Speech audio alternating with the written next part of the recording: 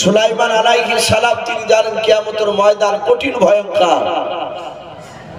আব্বার কলার ধরে টানতে টানতে নিয়ে গিয়ে আল্লাহ দরবারে বিচার দিবে। হযরতে সুলাইমান আলাইহিস সালাম হাত ওখানে জোড় করে বলেছিলেন, ওগো মা, তুমি আমার আব্বার বিরুদ্ধে কেন বিচার দেবা? বলে আমার আব্বা এমন কি ন্যায্য বিচার করে দিতে পারে নাই? যেই মেয়েটা কেঁদেছিল সেই মেয়েটা ডাকতে বলেছিল, বাবা সুলাইমান শুনে নাও, তোমার আব্বা আমাদের সঠিকভাবে বিচার করে দিতে পারে নাই। বলে আমার আব্বা এমন কি বিচার করতে পারে না, একটু খুলে বলাও। ডাকতে বলেছিল, সুলাইমান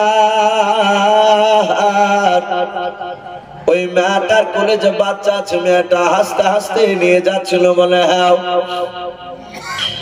ওই মেয়েটার কলিজার টুকরা বাচ্চা নয়, ওই মেয়েটার কোলে যে বাচ্চা আছে ওই বাচ্চাটা আমার কলিজার টুকরা বাচ্চা। সুলাইমান বলেছিল, মা ওই মেয়েটার বাচ্চা না, তোমার যে কলিজার টুকরা বাচ্চা। তাহলে মা বলো, তুমি কেন কান্না করছো? আর ওই মেয়েটার কোলে কেন বাচ্চাটা আছে বলো? তোমার বাচ্চা তোমার কোলে কেন না, একটু খুলে বলো। ডাকতে বলেছিল, সুলাইমান ওই কারণে তো আমি বলেছি তোমার আব্বা ন্যায্য বিচার করে দিতে পারে না। ডাকতে সুলাইমান বলেছিল, গো মা বলো এমন কেমন করে ঘটনা ঘটলো বলো। ডাকতে বলেছিল, সুলাইমান আমার কলিজার টুকরা সন্তান নিয়ে আমি ময়দান দিয়ে হেঁটে যাচ্ছিলাম। প্রচন্ড রৌদ্রের সময় শরীর ক্লান্ত হয়েছিল, তাই আমি একটা গাছের ছায়াতলে শুয়ে গিয়েছিলাম। ওরে সুলাইমান, আমার বেটাকে আমি মাটির উপরে শুয়ে রেখেছিলাম। আমার নিদ্রা চলে গিয়েছিল, আমি ঘুমে গিয়েছিলাম। হঠাৎ করে যখন আমার ঘুমটা ভেঙে গেল, ঘুম থেকে জাগার উপর আমার সন্তানকে আমি কোলে নিয়ে নিলাম। ওরে সুলাইমান, ওই মেয়েটাও দেখলাম আমার পাশে শুয়েছিল। মেয়েটার ঘুমটা ভেঙে যাওয়ার পর আমার ছেলেরা হাত কানকে চেপে ধরে বলেছিল, ওরে বোন তুমি আমার সন্তানকে কেন ধরলাও? আমি বললাম, বোন এই বাচ্চা তোমার নয়। কিন্তু মেয়েটা শুনে নাই রে বাবা, দুজনের মধ্যে আমার সন্তান নিয়ে ঝামেলা শুরু হয়ে গেল। আমি বললাম, বোন এভাবে ঝামেলা করে ফয়সালা করা যাবে না, চলো আমাদের দেশের নেতা, আমাদের দেশের সবচেয়ে বড় নবী পয়গম্বর হযরত দাউদ নবী আলাইহিস সালাম রয়েছেন। উনি বাদশাহ, নবীর কাছে গেলে নিশ্চয় নবী আমাদের ফয়সালা করে দেবে, আমরা মেনে নেব। এই সুলাইমান, আমরা দুজনেই ঝগড়া করতে করতে তোমার আব্বার দরবারে গেলাম। তোমার আব্বা আমাদের দুজনের কথা শোনার পর বাবা ওই মেয়েটা অভিনয় করে বেশি বেশি করে কেঁদেছিল। তাই তোমার আব্বা অভিনয়ের কান্না বুঝতে পারলো না, আমার বাচ্চাটা মেয়েটার পাওনা করে দিল। ওরে সুলাইমান, এই কারণে আমি তোমার আব্বাকে মাফ করবো না, ক্ষমা করবো না। কিয়ামতের ময়দানে তোমার আব্বার বিরুদ্ধে বিচার দিয়ে দেব। সুলাইমান বলেছিল, মা শুনে না, আমি গিয়ে যদি আব্বার কাছে গিয়ে দ্বিতীয়বার যদি চিন্তাটা ভাবনা করে করতে বলে বলো, তাহলে তুমি বিচারটা মেনে নেবে কেনা? যে মেয়েটা কাঁদতে কাঁদতে গিয়েছিল বললো, বাবা আমি অবশ্যই মেনে নেব। যে মেয়েটা হাসতে হাসতে যাচ্ছিল সেই মেয়েটা বললো, সুলাইমান তোমার আব্বার কাছে দ্বিতীয়বার গেল, 50 বার নিয়ে গেল, আমি মেনে নেব, চিন্তা নাই। কারণ মেয়েটা বুঝেছিল সুলাইমানের আব্বার কাছে যতবার যাওয়া যাবে ততবারই বাচ্চাটা আমার পাওনা করে দেবে। নবীকে একবার যা জবাব দেবেন সেটা 1000 বার বিচার করলে ওটাই করবে, অসুবিধা নাই। বাবা চলো, আমি যেতে রাজি আছি। হযরতে সুলাইমান আলাইহিস সালাম ওই মেয়ে দুটোর হাত দুখানা ধরে টেনে টেনে টেনে টেনে দাউদ নবী আলাইহিস সালামের দরবারে বাপটি নিয়ে যাচ্ছেন। দাউদ নবী আলাইহিস সালাম উনি তাকে দেখলেন যে মেয়ে দুটোর আমি বিচার করে দিলাম, ওই মেয়ে দুটোর হাত দুখানা ধরে আমার সন্তান টেনে নিয়ে আসছে। হযরতে সুলাইমান মনে মনে চিন্তা করলেন মাওলা আমি গিয়ে যদি বলি আব্বা আপনি বিচারটা ভুল করেছেন তাহলে আব্বার সম্মানের হানি হয়ে যাবে। না না আমি আব্বাকে এই কথা বলবো না, এমন কায়দায় কথা বলবো যেন আব্বার সম্মান নষ্ট না হয়। সুলাইমান কাছে গিয়ে হাত দুখানা জোর করে বলেছিল ওগো আব্বা জান আপনি মেয়ে দুটোর বিচার করেছেন বলে হ্যাঁ বাবা আমি আপনার সন্তান হয়ে অনুরোধ করেছি আব্বা জান আপনি বিচারটা আপনার উত্তর করে নেন ফিরিয়ে নেন। ওগো আব্বা জান আপনি পুনরায় চিন্তা ভাবনা করে বিচারটা করো। দাউদ নবী আলাইহিস সালাম উনি মনে মনে চিন্তা করলেন আমি বিকল্পে এমন কি বিচার করব, আমি তো একবার বিচার করেছি। উনি চিন্তা করলেন আমার সন্তান যখন টেনে নিয়ে এসেছে আমার মনে হয় এই বিচারটা আমার সন্তান সুলাইমান 4 থেকে 4.5 বছর বাচ্চাই করে দেখে দেখে। সুলাইমান বললেন ওগো আব্বা আপনি বিচার করুন। দাউদ নবী কিছুক্ষণ চুপ করে থাকার পর বললেন বাবা এ বিচার আমি করব না। বলে কে করবে? বলে তুমি আমার সন্তান ছোট্ট বাচ্চা ছিলে, এই মেয়া দুটোর ন্যায্য বিচার তুমি করে দেখে দাও। সুলাইমান আলাইহিস সালাম তিনি মুচকে মুচকে হাসছে বলে আব্বা আমি বিচার করব? বলে হ্যাঁ। সুলাইমান পেছন ঘুরে মেয়া দুটোর দিকে লক্ষ্য করে বললেন ওগো মা আমার আব্বা বিচার করবে না, বিচার ঘুরে নিয়েছে, আমাকে বিচার করার হুকুম দিয়েছে, আপনারা কি দুজন মানবে? ওরা দুজনা চিৎকার করে বলল সুলাইমান আমরা মানতে রাজি আছি। হযরতে সুলাইমান আলাইহিস সালাম মেয়েটার কাছে যে মেয়েটার কাছে বাচ্চা ছিল তার থেকে হাত দুখানা বাড়িয়ে বলেছিল মা তোমার বাচ্চাটা আমাকে দিয়ে দাও। হযরত সুলাইমান আলাইহিস সালাম বাচ্চাটা নেয়ার পর দাউদ নবী আলাইহিস সালামের কোলে বাপ যে বাচ্চাটা দিয়ে সোজা দৌড়ে ঘরের দিকে চলে গেলেন। হযরত দাউদ নবী আলাইহিস সালাম উনি মনে মনে চিন্তা করেছেন মাওলা আমি মনে হয় আমার ছোট ছেলে বাচ্চা সুলাইমানকে বিচার করতে বলে আমি ভুল করে ফেলেছি। সুলাইমান বিচার করব বলে আমার কোলে বাচ্চা দিয়ে ঘরে কেন দৌড়ে চলে গেল? হযরত দাউদ নবী আলাইহিস সালাম ঘরের দিকে তাকিয়ে আছেন সুলাইমান কেন আসে নাই। তাফসীরে লেখা আছে সুলাইমান কিছুক্ষণ পর বাপজি ফিরে আসতেছে। সুলাইমানের হাতে বাপজি একটা ধারালো বাপজি অস্ত্র হোসেয়া। হযরত সুলাইমান আলাইহিস সালাম ওই হোসেখানা হাতে করে নিয়ে আসার পর দাউদ নবী আলাইহিস সালামকে বলেন ওগো আব্বা জান দয়া করে আপনার সন্তানটা আমাকে দিয়ে দাও। আপনাকে যে বাচ্চাটা রাখতে দিয়েছি আব্বা এই বাচ্চাটা আপনি আমাকে দিয়ে দেন। সুলাইমান দাউদ নবী আলাইহিস সালামের কাছ থেকে নিয়ে নিলেন। নেয়ার পর মেয়ে দুটোর সামনে বাপজি একটা জায়গায় ভালো জায়গা সন্তানকে রেখে দিয়ে ডান হাত বাপজি হোসেখানা ধরে আছে। সুলাইমান মেয়ে দুটোর দিকে লক্ষ্য করে ডাক দিয়ে বলেছিলেন ওগো মা এই বাচ্চাটা পুরোটা যদি তোমাকে দিয়ে দেই গো মা তোমার কোলটা ভরে যাবে আর ওই মেয়েটার কোলটা খালি হয়ে যাবে, ভরবে না। এই মাই বাচ্চাটা তোমাকে না দিয়ে যদি দিত মেয়েটাকে এই মাটাকে যদি আমি বাচ্চাটা দিয়ে দিই এর কোলটা ভরে যাবে, তোমার কোল ভরবে না মা, ন্যায্য বিচার হবে না। আর ন্যায্য বিচার আমি সুলাইমান যদি না করতে পারি তাহলে কিয়ামতের ময়দানে তুমি তো আমার আব্বার মতো আমারও বিরুদ্ধে তুমি বিচার দিবা। বলে হ্যাঁ। হযরত সুলাইমান ডাক দিয়ে বলেছিলেন মা আমার হাতে হোসা দেখতে পাচ্ছ? বলে হ্যাঁ তোমার হাতে আমরা হোসাখানা দেখতে পাচ্ছি। সুলাইমান আলাইহিস সালাম ডাক দিয়ে বলেছিলেন ওগো মা এই বাচ্চাটা যে আমি মাটিতে শুয়ে রেখেছি তোমাদের বাচ্চা? বলে হ্যাঁ। দুজনায় দাবি করেছে তোমাদের বাচ্চা। এই বাচ্চার দুই পায়ের মাঝখানে হোসাখানা বেঁধে দিয়ে আমি ফড়ফড় করে ফেড়ে ফেলবো। অর্ধেকটা বাচ্চা তোমাকে দিব আর অর্ধেকটা বাচ্চা তোমাকে দেব, দুজনায় সমান সমান পেয়ে যাবে। মা বলো বিচার ন্যায্য হলো কিনা। যে মেয়েটা সুলাইমান আলাইহিস সালাম বাপজি দেখেছিলেন, যে মেয়েটা বাচ্চা কোলে করে নিয়ে বাবা হাসতে হাসতে যাচ্ছিল, ওই মেয়েটা ডাক দিয়ে বলেছিল, সুলাইমান তুমি অটাদি করে জবাই করে দিলে, আমি তোমার বিচারটা মানতে রাজি আছি। হযরত সুলাইমান বাপজি কথা শোনার পর ও সেখানে দুই পায়ের মাঝখানে বাপজি বেঁধে দিও, টান মারতে যাবে। যে মেয়েটা বলেছিল, সুলাইমান তোমার আব্বার বিরুদ্ধে কিয়ামতের ময়দানে বিচার দিব, তোমার আব্বার বিরুদ্ধে আল্লাহর দরবারে, ওই মেয়েটা দেখলো আমার সন্তানকে জবাই করে ফেলবে। ওই মেয়েটা দৌড়ে গিয়ে সুলাইমানের পা দুখানা জোরে ধরে কেঁদে কেঁদে বলেছিল, ওরে সুলাইমান আমি তোমার বাবাটার ন্যায্য বিচার পেয়ে গেছি। বলুন সুবহানাল্লাহ। সুলাইমান বলেছিল, মা তুমি ছেড়ে দাও। বলে না বাবা, তুমি দয়া করে আমার সন্তানকে তুমি জবাই তুমি করো না।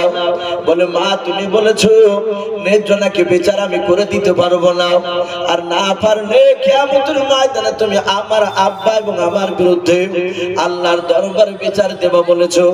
বলে সুলাইমান আমি তোমার আব্বার আর তোমার বিরুদ্ধে বিচার দেব না রে বাবা, আমি ন্যায্য বিচার পেয়ে গিয়েছি, আর অর্ধেকটা নেব না। জবাই না করি পুরো বাচ্চাটা ওই মেয়েটাকে দিয়ে দাও। সুলাইমান ডাক দিয়ে বলেছিল, মা তুমি কেন অর্ধেকটা জবাই করা বাচ্চা নেবা নাও? ডাক দিয়ে বলেছিল, সুলাইমান এই জবাই করা বাচ্চা নিতে গেলে আমার সন্তান পৃথিবীর বুকে জিন্দা বেঁচে থাকবে না, মারা যাবে। আর যদি আমি না নিই বাচ্চা আমার কোন সকম মেয়েটার কাছে থাকলেও বাচ্চাটা বেঁচে থাকবে। ওরে সুলাইমান বাচ্চাটা বড় হওয়ার পর যখন রাস্তা দিয়ে চলাফেরা করবে, আমি একটু বাচ্চার দিকে লক্ষ্য করে নিজের দিলকে আমি সান্ত্বনা দিয়ে বলবো, আল্লাহ এই বাচ্চাটা আমার কলিজা টুকরা বাচ্চা। দাউদ নবী আলাইহিস সালাম পাশ থেকে বসে বসে বিচার দেখছিলেন সুলাইমান। 4 থেকে 4.5 বছরের বাচ্চা, এ আবার কোন ধরনের বিচার? যাহাতে মেয়েটা জবাই করতে বারণ করলো, সুলাইমান হাউসাখানা টান মেরে ফেলে দিয়ে বাচ্চাটা তুলে নিয়ে গিয়ে ওই মেয়েটার কোলে দিয়ে দিলে। যেই মেয়েটা বারণ করেছিল সুলাইমান দিয়ে বলেছিলেন, আব্বা এই মেয়েটারই হচ্ছে বাচ্চাটা প্রকৃতি সন্তান। সুলাইমানকে দাউদ নবী বলেছিলেন, বাবা তুই বুঝলি কি করে? বলে আব্বা বুঝতে পেরেছি, প্রথমকার মেয়েটা বলেছিল, সুলাইমান তুমি জবাই করে দিলে আমি তোমার বিচার মেনে নেব, আমি অর্ধেকটা বাচ্চা নিতে রাজি আছি। সে জানে এ বাচ্চা আমার নয়, এ বাঁচলি কি আর মরলি কি। আর দ্বিতীয় মেয়েটা বলেছে কে জবাই করো না, আমি অর্ধেকটা নিব না, পুরাটাই দিয়ে দাও। ও জানে আমার ছেলে অর্ধেকটা নিতে গেলে আর চিন্তা থাকবে না। সুলাইমান আলাইহিস সালামের ছোট্টবেলাকার এই মেধা, তার বুদ্ধি, বিচার করার ক্যাপাসিটি দেখে দাউদ নবী আলাইহিস সালাম তার হাতে একটা আংটি ছিল, ওই আংটিটা বের করে সুলাইমান আলাইহিস সালামের হাতে ভরে দিলেন। বাপজি আমার সোনা লালেরা, অনেকে হয়তো বাপজি মোবাইলের, এখন তো যে কোনো বক্তা ওয়াজ করলে এই মোবাইলে ইউটিউব হয়ে যাচ্ছে। আবার অনেকগুলো বক্তা অনেক মানুষ অনেক জায়গা থেকে ফোন করে। আমি তাতে একটা দাজ্জালের বাপজি একদিন বয়ান করেছিলাম, এই কিয়ামতের আগে দাজ্জাল আসবে, সে লোকটা কেমন। ওই দাজ্জালের বাপজি সেই বক্তব্যের মধ্যে আমি বলেছিলাম, এ সফার পাহাড় আর মারুয়া বলে বাপজি একটা পাহাড়, ওই মারুয়া পাহাড়টা সেদিন চৌচির হয়ে যাবে, ফেটে যাবে। আর সেই পাহাড়ের ভিতর থেকে একটা জানোয়ার বেরিয়ে আসবে, ওই জানোয়ারটার নাম হবে দাব্বাতুল আরদ। আর ওই জানোয়ারটা গোটা পৃথিবী বাপজি ভ্রমণ করবে। তার দুই হাতে দুটো জিনিস থাকবে, ডান হাতে থাকবে ওই জানোয়ারটা হযরতে মুসা আলাইহিস সালাম যে লাঠিটা নিয়ে বেড়াতেন, আশা মুবারক লাঠি, ওটা থাকবে ওই জানোয়ারটার হাতে। ওই দাব্বাতুল আরদ জানোয়ারটার বাম হাতে থাকবে বাপজি নবী সুলাইমান আলাইহিস সালামের ওই আঙ্গুঠিটা। প্রতিটা মানুষের কাছে যাবে, গোটা পৃথিবী ভ্রমণ করবে। আর বলবে কানু বিআয়াতিনা লা ইউকিনুন। তোমাদের কাছে কি জাহান্নামের কথা কেউ বলে নাই? এই আল্লাহর বান্দা, তোমাদের কাছে কি কবরের কথা বলে নাই? এই কথা বলবে আর তার দুই হাতে বাপটি দুই রকমের ইশারা করবে। একজনের কপালে লাঠি দিয়ে দাগ দিয়ে দিবে, আর একজনের কপালে বাপটি আংটি দিয়ে স্টাম্প মেরে দিবে। সম্মানিত ভাইরা আমার বাবাজি বোনেরা, এই ছিল সে সুলাইমান। উনি ছোট্টবেলায় দুটো বিচার করে দেখে দিয়েছিলেন। আল্লাহ বলছেন আমি সুলাইমানকে এত বড় বাদশা বানিয়েছিলাম। সুলাইমান আলাইহিস সালাম তিনি কত বড় বাদশা ছিলেন বাপজি, একটু মন দিয়ে শুনবে। সুলাইমান আলাইহিস সালাম যে সিংহাসনে বসে থাকতেন স্টেজের উপরে, আপনাদের কারো জানা আছে বাপ? ওই সিংহাসনটা কত বড় ছিল আর সিংহাসনের উপরে কটা চেয়ার আসতো? শুনলে হয়তো অনেকের মনে নেই। কোরআন শরীফ তাফসীরে মারফুল কোরআন আপনার সম্ভবত সূরা আম্বিয়ার তাফসীরে এসেছে। আর হায়াতুল হাইওয়ান বলে একটি কিতাব আল্লামা কামালউদ্দিন দামিনী রাহমাতুল্লাহ আলাইহি তিনি বলেছেন, সুলাইমান যে সিংহাসনে বসে থাকতেন ওই সিংহাসনের উপরে এক নয় দুই নয়, কিতাবে লিখেছে বাপজি 6 লক্ষ চেয়ার আসতো। বলুন আলহামদুলিল্লাহ, 6 লক্ষ চেয়ার। আমি এই জালসার কমিটি ভাইয়ের মধ্যে থেকে যারা স্টেজের উপরে থাকার দায়িত্বে তো আছে, মাওলানা জামাল ভাইকে বলবো, ভাই একটা মানুষ নিয়ে এসে বসান। অনেকে টাকা দিয়ে যাচ্ছে, টাকাগুলো হয়তো যে দিবেন তার কাছ থেকে নিয়ে লেখার মতো টাকা হলে একটু লিখে রাখতে হবে, না হলে আবার সকালবেলা বলবে সবার নাম করলো আমার নাম করলো না। এরকম নাই? অনেক মানুষ বলবে আমি টাকা দিলাম কই আমার নামটা তো করলো না। এতে মনটা ছোট হয়ে যায়। এই জন্য জামাল ভাইকে বলবো, ভাই আপনি এসে একটু কাউকে দিয়ে একটু বসে রাখেন, সে টাকা সাইড থেকে আসবে ইনশাল্লাহ দিবে ভালো। আপনি লিখে রাখুন, শেষের বেলায় দেওয়া হবে। তো ভাই আমি বলছিলাম তাহলে সিংহাসনটা উপরে কখান চেয়ার আটক করলাম? 6 লক্ষ চেয়ার। এটা গল্প বলছি না ভাই, এটা সুলাইমান আলাইহিস সালামের ঘটনা। সুলাইমান আলাইহিস সালাম তিনি কত বড় বাদশা ছিলেন। 6 লক্ষ চেয়ার। আমার মনে হয় আপনাদের এই গ্রামে বাপজি ধরবে না। তো নবী সুলাইমান সিংহাসনের মাঝখানে বসে থাকতেন। ওনার ডান দিকে বাপজি 3 লাখ চেয়ারে থাকতো আপনার আমার মতো ইমানদার মানুষ, 3 লাখ সৈন্য 24 ঘন্টা বসে থাকতো। সুলাইমানের বাম সাইডে বাপজি 3 লাখ চেয়ার থাকতো। এই 3 লাখ চেয়ারে নবী সুলাইমান আলাইহিস সালামের মানুষ না জিন বলে বাপজি একটা জাতি আল্লাহ দুনিয়ার বুকে পাঠিয়েছিলেন। কথা সত্য না মিথ্যা বলো? জিন আছে না নাই? আছে। এই জিন জাতির মধ্যে থেকে বাপজি একটা জিন নয় 3 লাখ জিন এই বাম দিকে আর চেয়ারে বাপজি বসে থাকতো। তাহলে 3 লাখ মানুষ আর 3 লাখ জিন টোটাল হচ্ছে বাপজি 6 লাখ। আল্লাহ বলছেন আমি সুলাইমানকে এত বড় বাদশা বানিয়েছিলাম যে ওনার মাথার উপরে কয়েক হাজার পাখিতে বাপজি ভাবে ডানা মিলে তারা সূর্যের তাপকে আড়াল করে বাপজি বসে থাকতো, যেন নবী সুলাইমানের সৈন্যদেরকে বাপজি তাপ না লাগে। নবী সুলাইমান বাপজি আমরা একটু গুছিয়ে বসি বাপ। আর যারা রাস্তায় একটু দাঁড়িয়ে আছেন ভাই আমি অনুরোধ করবো দাঁড়িয়ে না থেকে একটু যদি দিনের মজলিসে যদি মহাব্বতে বসতে খুব ভালো হতো। আর যেহেতু প্রতিটা বাপজি ভাই মা বোনেরা জানেন এটা এটা মাদ্রাসার উন্নতি গল্পে জালসা। আমি আব্দুল সালাম সাহেবের আমি নাম বহু জনের মুখে শুনেছিলাম, আমার পূর্বেকার বক্তা ওনার প্রশংসা করছিলেন। আমি মানুষকে বসে রেখে বাপজি তার সামনে প্রশংসা করা ঠিক নয়, তবু আমি ইশারাতান বলতে চাইছি আমি বড় বড় অভিজ্ঞ ব্যক্তি আলেমদের মুখ থেকে শুনেছি। উনি আপনাদের এলাকার এ দেশেরই বাপজি আপনার ছেলে উনি একটা হাই র্যাঙ্কের বাচ্চা, একটা বড় মাপের তিনি হাফেজ, খুবই বড় মাপের হাফেজ। তো সেই মাদ্রাসা আপনাদের এলাকার মধ্যে সবচেয়ে পুরানো মাদ্রাসা। ইনশাআল্লাহ এই মাদ্রাসা আশা করি আগামী দিন এর চেয়ে উন্নতির দিকে যাবে ইনশাআল্লাহ।